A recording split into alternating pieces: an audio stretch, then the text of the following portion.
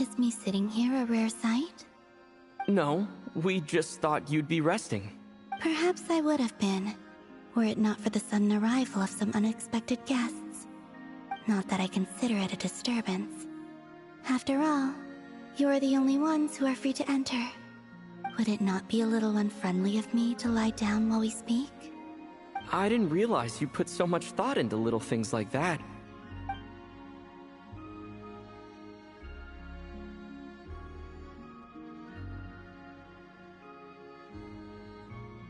Only sometimes. There have been moments lately where I think about you and your companions. They are warm, mysterious, and cozy memories. Very few of my past memories are anything like that. They say that travelers return home bearing bags full of souvenirs. But my luggage was empty, and I believed it would stay that way. Return home? So, you're still planning on returning to the moon? Yes. This planet continues to reject me, reminding me that I do not belong here. If I remain in Teyvat, there will come a day that I disintegrate.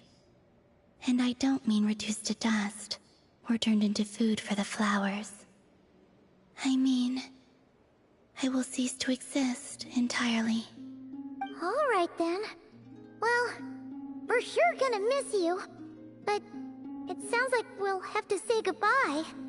How do you intend to return? The moon prayer night is soon to arrive. On that day, the moon will be closest to Teyvat. The Kuvaki in this land will reach its peak at that time. I merely need to grasp the tide, and with relatively little effort... Oh! Paimon gets it! It'll work like a slingshot! You make it sound like she's gonna get blasted up to the moon. If I did that, I suspect I would crash into the false sky.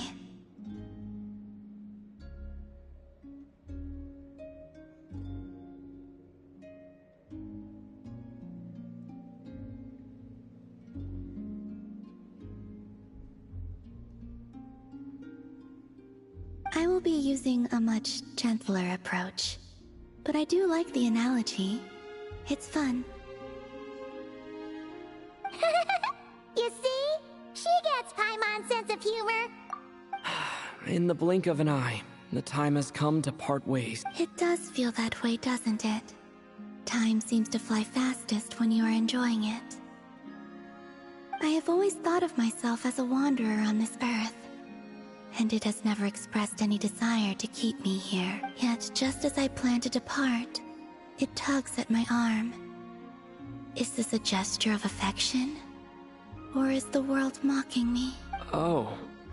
Were you hoping I can answer that? Yes. You are a traveler, so you must have a lot of experience in this area. Then, what I would say is... enjoy the moment. That's right! Don't overthink it! Happiness is happiness and joy is joy! The point is to enjoy it, not analyze it! I see. Then what I would say is, even though I am very tired right now, I am still happy. I can't tell from the tone of your voice. Oh, really? You don't think I sound happy? I'm just kidding. I could tell you were in a good mood today from the moment we saw you. Ah, a joke. Albeit not a funny one. Anyway, I assume you're here about you-know-what. Give me your hand. Actually, it's not that. There's something else we wanted to discuss with you.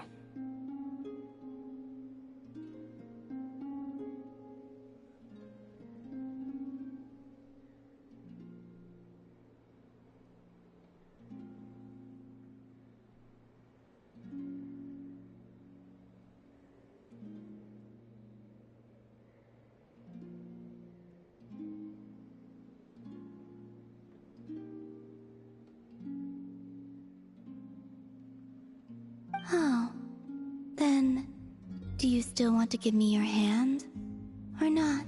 Sure.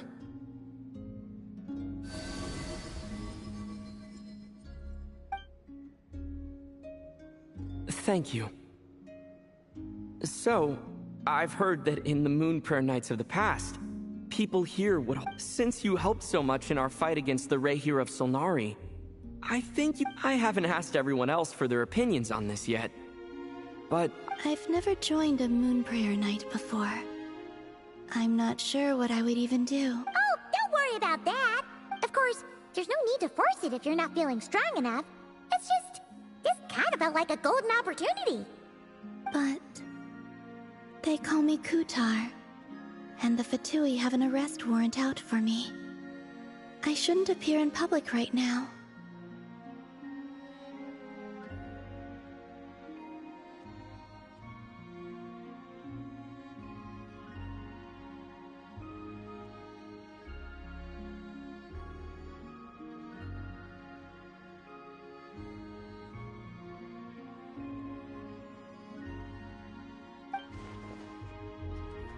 I'll make it work. You have my word. Yeah, we got your back. Well, he does. Paimon's actually not too sure what he's planning. All right, if you're sure. I will not refuse your invitation. I suppose it wouldn't hurt to pack a few more sights from this world into my suitcase before finally learning what my homeland looks like. Oh, if you see Lauma, please tell her that my answer to the question she asked me is neither yes nor no. Rather, it is. There is no need. That was kind of cryptic, but sure. Guess it's between the two of you. Well...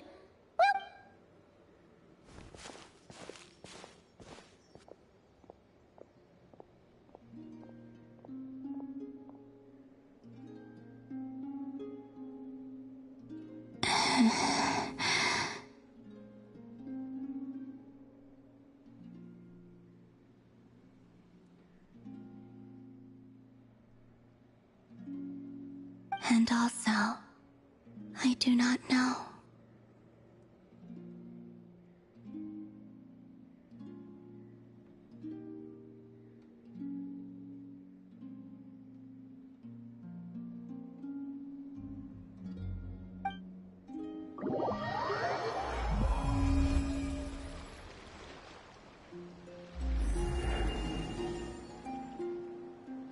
Since she's agreed to join the festival, let's go see who else wants to take part.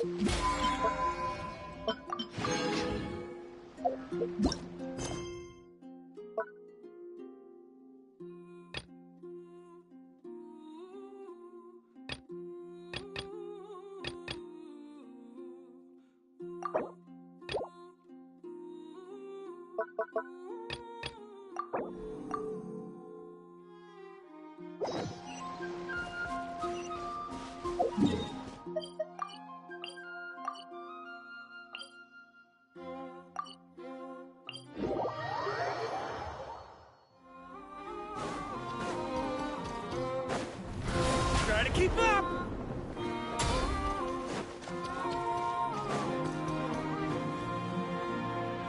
Hey, Llama! It's us! Huh? Varka? What are you doing here? Beats me. I had a bit too much to drink last night, and when I woke up, I was on Hisi Island. Mr. Varka is helping to oversee Nasha Town's preparations for Moon Prayer Night. Right, yeah, that too. What do you mean, that too? Yes. Celebrating this festival is a long-held tradition here in Nodcry. On this day, the crescent moon at the top branches of the verdant crest turns into a full moon, and the moon prayer blossoms bloom with a special radiance. Our people take these to be blessed omens. It's an especially welcome event coming off the back of all that nasty business with Rehir. Everyone got put through the ringer recently, and now they're looking to turn their fortunes around. The big shots in town all agree that a big, lively celebration is... No wonder Catherine said the people weren't so bothered about the religious element. That's right. It's become more of a local custom by this point. The celebrations have little to do with whether the religious stories behind it. Even the Frost Moon Scions are eagerly awaiting the coming of Moon Prayer Night, despite now knowing that their past beliefs were founded on a falsehood. That's fair. It's a bit like the lantern ride in Liyue.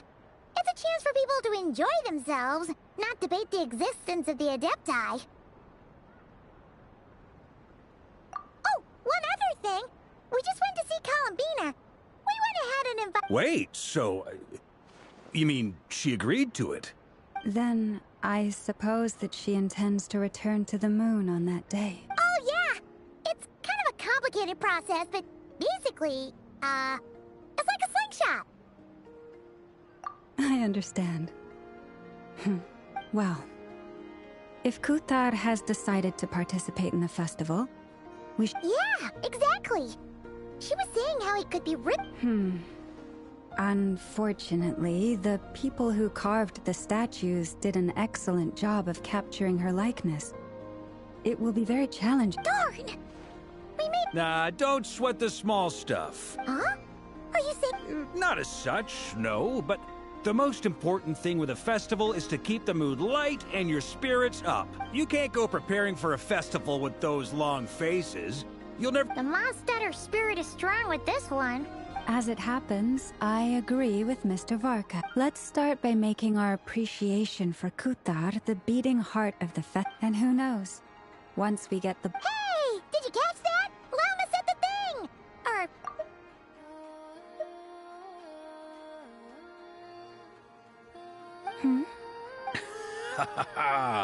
I'm looking forward to the Moon Prayer Night already. We have a festival in Mondstadt called Windbloom, and you can always tell which couples are celebrating it for their first time by the smiles on their faces. And I have a feeling we'll get to see that same smile on the Moon Goddess's face at this festival.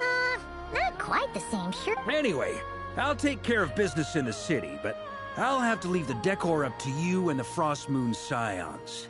No, but lastly, there's the final key element that brings the festival to life. Before you leave, let me show you something that we've been preparing. Mr. Varka had asked to see it already, so you may as well tag along. Also, I have some further questions about Kuthar's decision.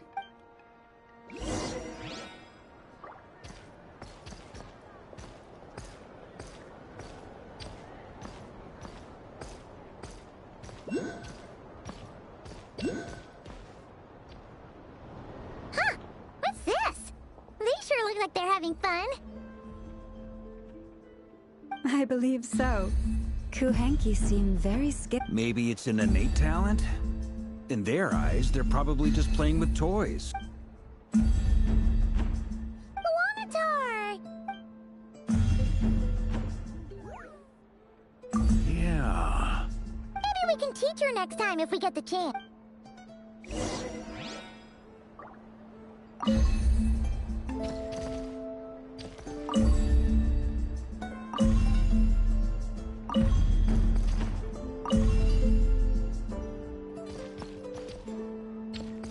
What are these floaty things? Moon veils. We hang them from buildings in the city during the festival. When you look at the sky through them, it creates a lovely misty effect.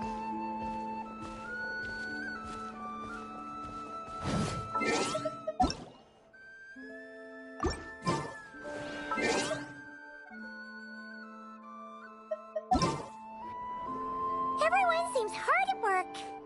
They are preparing items for Moon Prayer Night. For instance, the sculpture being made over here. Mr. Varka and I were just finalizing the details of where it will be Ah, there she is. I didn't know the finished article would be so large.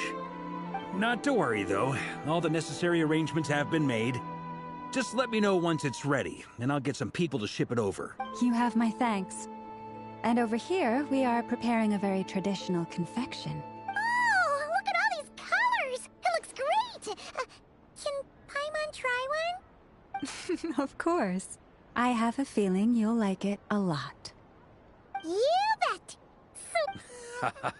If you included those in the Feast of the Moon, I bet Paimon would have joined the Frost Moon Scions by... There will also be verdant crests like this present in Nasha. The timing of Moon Prayer Night is not completely set in advance. We make a rough estimate, then observe the changes in the verdant crests and Moon Prayer blossoms. As such, The wait itself is a fun feature of this particular festival.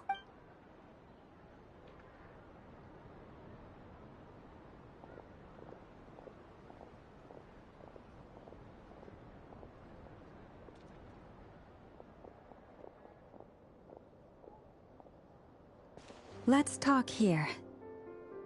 To tell the truth, I am very surprised to hear that Kutar is willing to participate in the festival. I once asked her if she'd be willing to stay with the Frost Moon Scions. I could introduce her to everyone, and we could be a family to one another. She did not answer. I took this to mean her answer was no. But if that were the case, she would not have accepted this invitation. Ah, I see.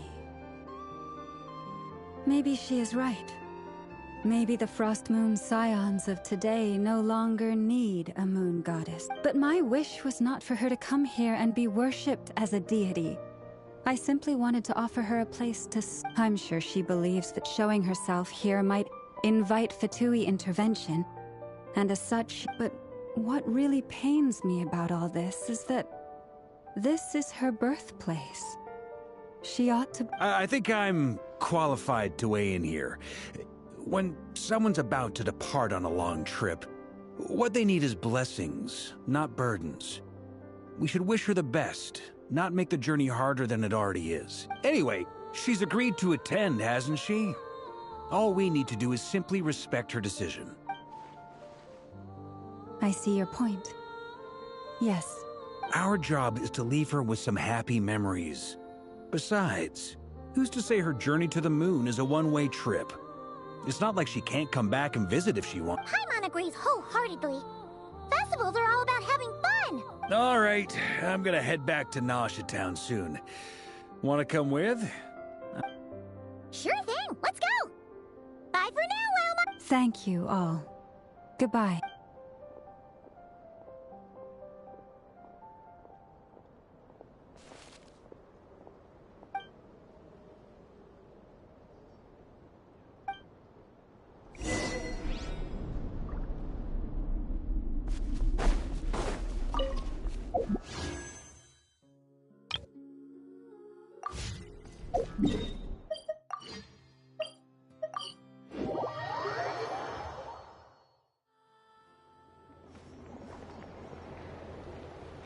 Huh? Hey, over there. It's Durin and Albedo with Flints. What could they... Your guess is as good as mine. Ah, Grand Master, and the Traveler and Paimon. Hello there. It's been a while. Perfect. We have some new volunteers for our investigation. Wait, let me guess. The righteous Lightkeepers are finally ready to... Haha. Yes, that too. Yeah, right. Oh, wait. Why does Well, to be precise, the facts match, but not the causality. Wait, so I guessed right? Half right. Don't act so impressed with yourself. Maybe I can explain. We ran into Mr. Flint's north of Nasha Town. At that time, we just noticed a few abyssal creatures out in the wild, but the strange thing was, I didn't detect any On closer inspection, we realized that they were not real monsters, but something akin to reflections in the water. Huh? What do you mean? Like... Exactly. It was very peculiar. They roared and tried to attack us, but we could not make any physical contact with them. I think I've heard of things like that happening in Nodcry before. Yes, it's a known phenomenon. Mirage-like illusions tend to appear in Nodcry in the run-up to Moonprayer Night. From a distance, they appear quite real. I myself thought that Misters Durin and Albedo were locked in battle with abyssal monsters when I first arrived. But after sharing intel and investigating a little further, we can confirm that these illusions are harmless. All the Mirage stories I've heard are either animals, rocks, or small houses. Abyssal monsters, though? That's a first. It's a first for me, too. So I'm planning to look into it further just to be on the safe side. What about you two? Any plans? Alice contacted me a few days ago. She'd like me and Durin to assist her with an experiment, but we lost contact shortly after receiving the message. We don't know when the wind will blow, yet when the wind blows, we will know. That in a nutshell, describes how Alice operates. Yeah, that tracks. Okay. Well, I suggest we investigate this Mirage business in the meantime. It's piqued my curiosity, and I'm pretty sure I know someone who will already be 10 steps ahead of us. Well said. Right? Whatever's happening in Notcry, she always seems to be the first one to know. Let's go see what she knows. We can invite her and her staff.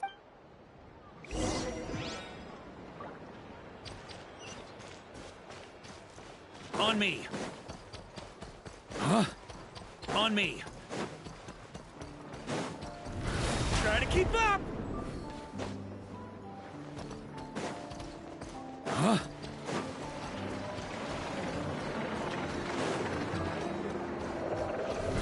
Try to keep up!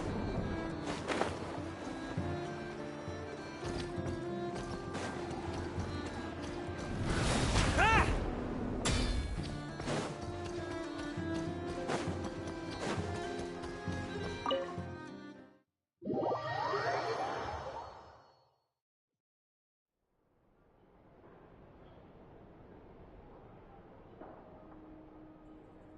You're right, I have noticed. There's certainly something. Records indicate that this phenomenon can occur in the days before and following Moon Prayer Night. That said, it has always been a rare sight in the past. The odds of encountering these phantoms are similar to looking up in the night sky, happening to see a shooting star, and managing to make a wish before it disappears. But this time, either everyone's Yehoda's out gathering intel as we speak. In the first, the Abyss. The ones we saw seem to be abyssal monsters. Indeed. But we have identified one location where many more of them have made an appearance. And not just monsters, but human phantoms too. Given the scale and nature of the phantoms, it's almost as if someone's last memories are coming to life. Or perhaps the memories of multiple people. Oh. So you mean the phantom monsters are hunting down the phantom humans? Exactly. The phantoms can interact with each other, but we have no means of intervening. In addition, some of the human phantoms would seem to be from the very distant past. This is clear both from the clothing they wear and the stories they tell. They claim to be from Hyperborea, a name which I've heard from Lauma before. If this is true, it means they must be from 6,000 years ago. Did Paimon hear that right? It sounds like this merits further exploration. That'd be a big help. I'll leave it with you, Albedo. My knowledge of ancient history is non-existent. I used to doze off every time the pre-Knights Favonius era came up in class. It's quite a miracle that you were able to understand these phantoms' speech. I suppose you're right. But I'll leave the archaeologists to ruminate over that conundrum. As an intelligence broker, my sole interest is in the value of the information I gather, which, in this case, hopefully means earning myself some good favor with our dear Lady Moonchanter. So calculating. Whew, this intel broker logic always catches Paimon by surprise. Sounds to me like we could split the work up. I think the abyssal phenomenon is best left to Albedo, Flints, and me. Agreed. It coincides with my duty as a lightkeeper. For my part, I'd like to understand the abyss better.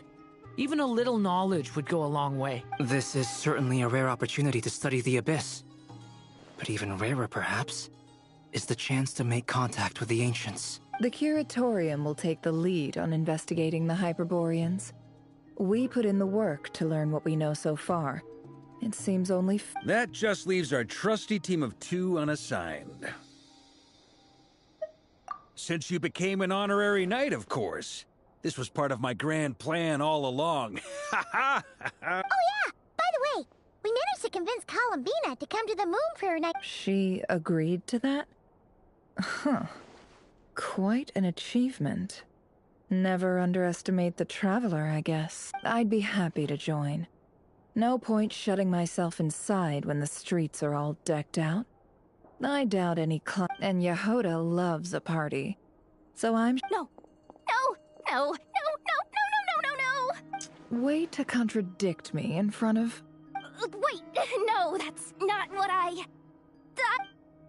So many people. Alright, everyone in...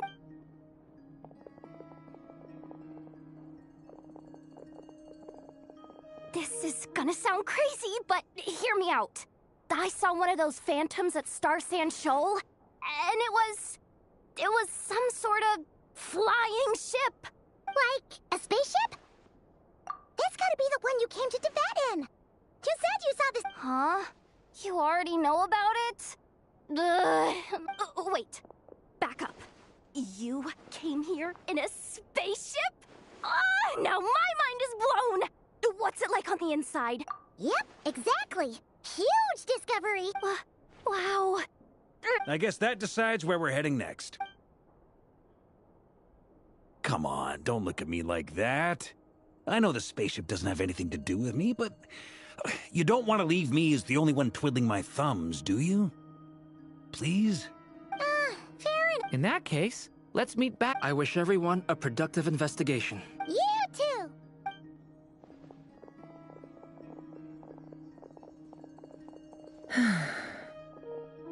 What's up, boss? Tell me, Yehoda, when did the curatorium start giving out intel for free? Oh, sorry, boss.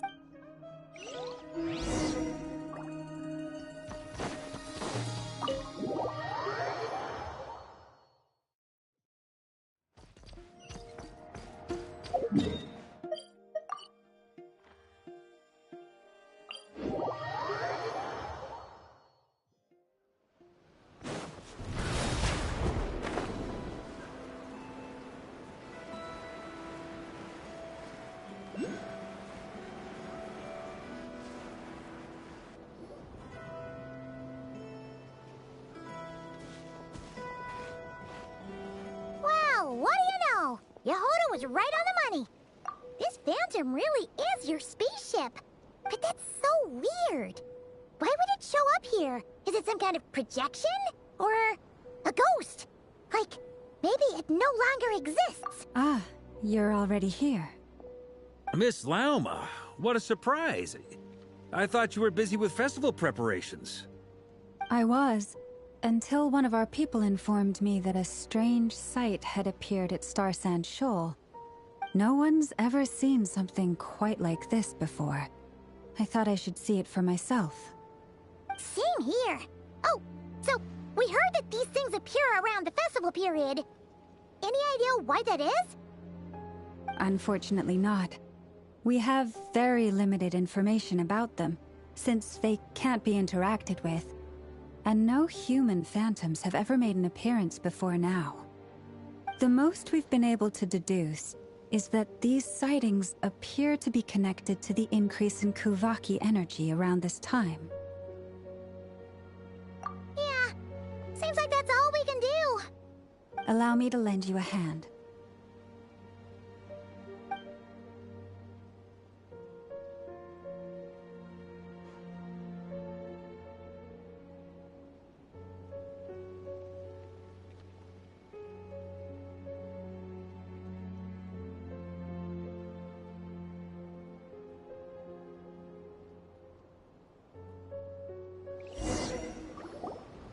Everyone, our friend here should be able to provide us with some information. Is that a phantom Rhymehorn deer? I've heard about how the Frost Moon Scions live in harmony with the animals, and can even communicate with them. That's coming in handy now, for sure. Okay. Yes, I understand. Then how about this?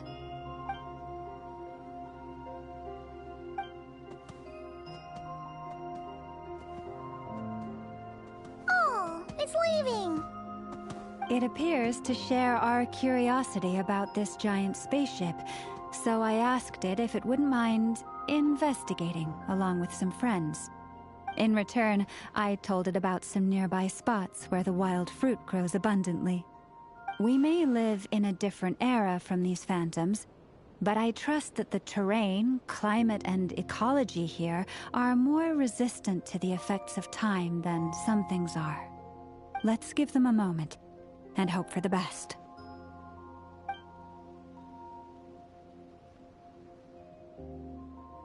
All back together? Must have been a lot of fruit. Indeed. Now let me ask them some questions.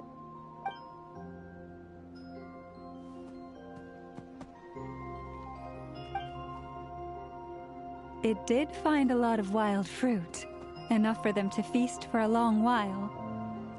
This puffin circled in the air several times, but didn't spot anything out of the ordinary. Certainly nothing to do with the spaceship. Huh. Well, it definitely makes sense to get a bird's eye view.